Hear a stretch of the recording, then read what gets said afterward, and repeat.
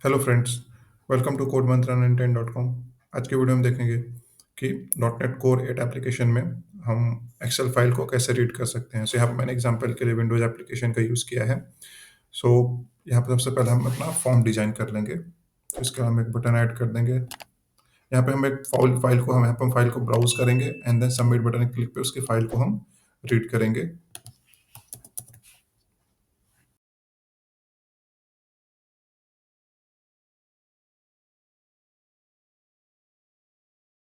One के ready हो गया है। हम क्या करेंगे, ब्राउज बटन पे क्लिक करेंगे और उसे क्लिक इवेंट जनरेट करेंगे। मैंने ऑलरेडी कोड लिखा हुआ है। से आप देख सकते हैं ये हमारा मैंने ओपन फाइल डायलॉग क्लास का यूज़ किया है यहाँ पे, और इसको हम यहाँ पे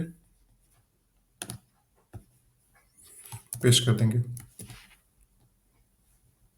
हमारा ये पाथ ले लेंगे।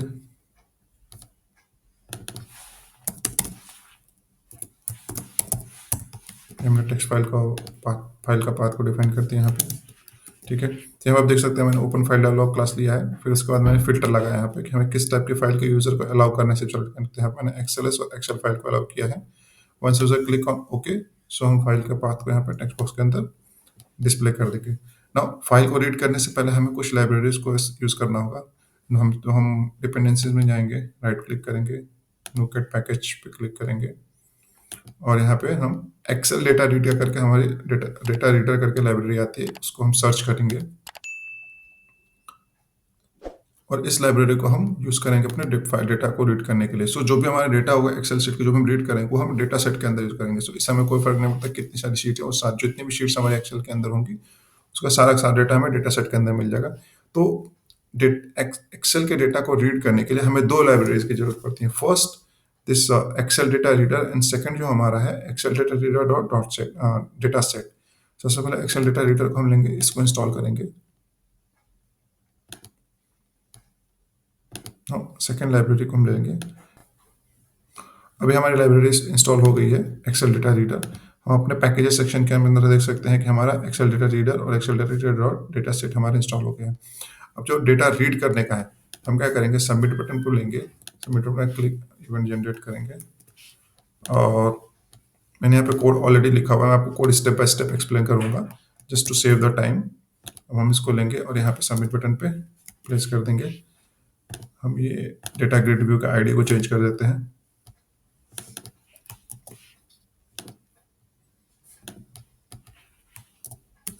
Okay, so now we are done.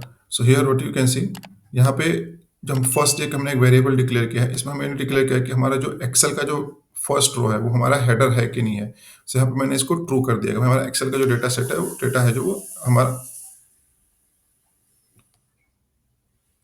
सो यहाँ पे हम देख सकते हैं सबमिट बटन हमने कोड डाला है, तो फर्स्ट लाइन में हमने दिखाया है कि इस first row header yes.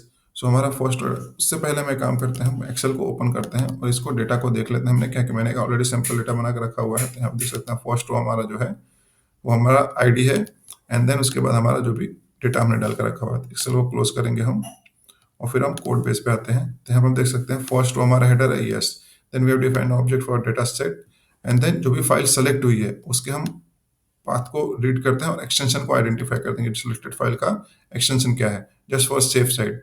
Okay ना, हम एक्सटेंशन को वैलिडेट करते हैं। यदि एक्सटेंशन हमारा करेक्ट नहीं है तो हम रॉन्ग फाइल सिलेक्शन का एक एरर मैसेज डिस्प्ले करेंगे यूजर को एंड देन उसको हम छोड़ेंगे। फिर यहाँ पे हमारा अब हमारा ये पर्टिकुलर पीस ऑफ कोड जो है ये हमारा डेटा को रीड करना है, एक्सेल डेटा को रीड करना है। तो ये लाइब्रेरी का कोड है हमारा, तो इसको हम फाइल स्ट्रीम का यूज करते हैं डेटा को रीड करने के लिए।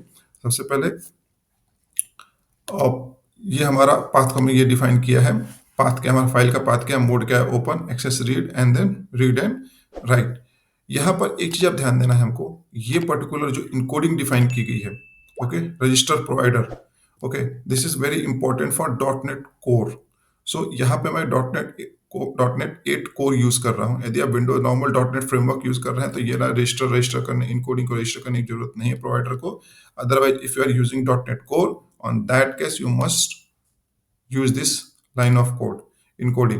now IXL डेटा रीडर के थ्रू हमने उसके डेटा जो भी हमने स्ट्रीम क्रिएट किया है उसको डेटा को रीड किया है एंड देन डेटा को रीड करने के बाद हमने जो भी हमारा डेटा हमने डेटा रीडर के थ्रू रीड किया उसको हम डेटा सेट के अंदर इंप्लीमेंट करते हैं। यहाँ पे हमने एक कॉन्फ़िगरेशन एक प्रॉपर्टी डिफाइन की, use header row is true और फॉल्स। जो भी हम जो हम यदि आप फर्स्ट रो को एज ए हेडर ट्रीट करना चाहते हैं फाइन, अदरवाइज आप यहाँ पे फॉल्स पास कर दीजिए। नाउ हमने यहाँ चेक किया, नेक्स्ट लाइन में हमने चेक किया कि हमारा डेटा सेट के अंदर डेटा है कि नहीं है, एंड देन उसके बाद हमने डेटा सेट को वैल्यू को हमने बाइंड कर दिया है डेटा ग्रिड व्यू को। Now we have done.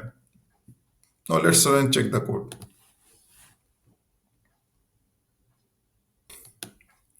सो ये हमारा विंडो ओपन हो गया है। अब इसको हम ब्राउज पे क्लिक करेंगे और रैंडम फाइल को भी एक, चूंकि यहाँ पर देख सकते हैं आप हमने ऑलरेडी एक्सेल के लिए रजिस्ट्रेशन देकर रखा हुआ है, तो हम क्या करते हैं एम्प्लॉय फाइल को सेलेक्ट करते हैं और यहाँ पर हम काम करते हैं, यहाँ पे हम txt कर देते हैं और सबमिट पर क्लिक करने की कोशिश करते हैं।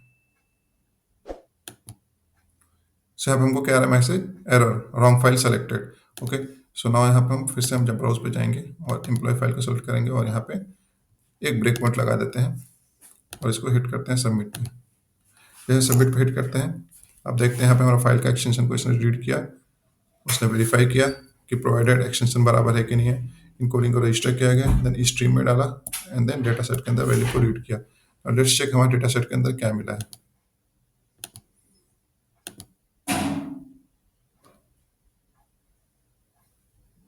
तो हम देख सकते हैं जो भी डेटा था हमारा, जो हमारा फर्स्ट रो था हमने as a row header define किया था, हेडर में हमको फर्स्ट रो का वैल्यू मिला है, एंड देन बाकी जो डेटा सेट का जो जो भी एक्सेल के अंदर का डेटा था वो हमें मिल गया है।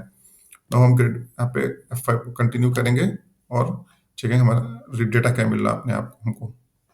सो आप देख सकते हैं आप यूजर आईडी मिला है एंड देन जो भी हमारा अदर वैल्यूज थी वो सारी हमें डेटा ग्रिड व्यू के अंदर मिल गई। तो दोस्तों इस तरीके से हम अपने .NET 8 कोर एप्लीकेशन के अंदर हम विंडोज एप्लीकेशन में स्पेशली हम एक्सेल फाइल को रीड कर सकते हैं, उसके डेटा को डेटा ग्रिड व्यू के अंदर डिस्प्ले करा सकते हैं। Thank you. यदि आपको वीडियो पसंद आए तो प्लीज शेयर करें, सब्सक्राइब करें और लाइक करें। अपना कमेंट जरूर बताएं।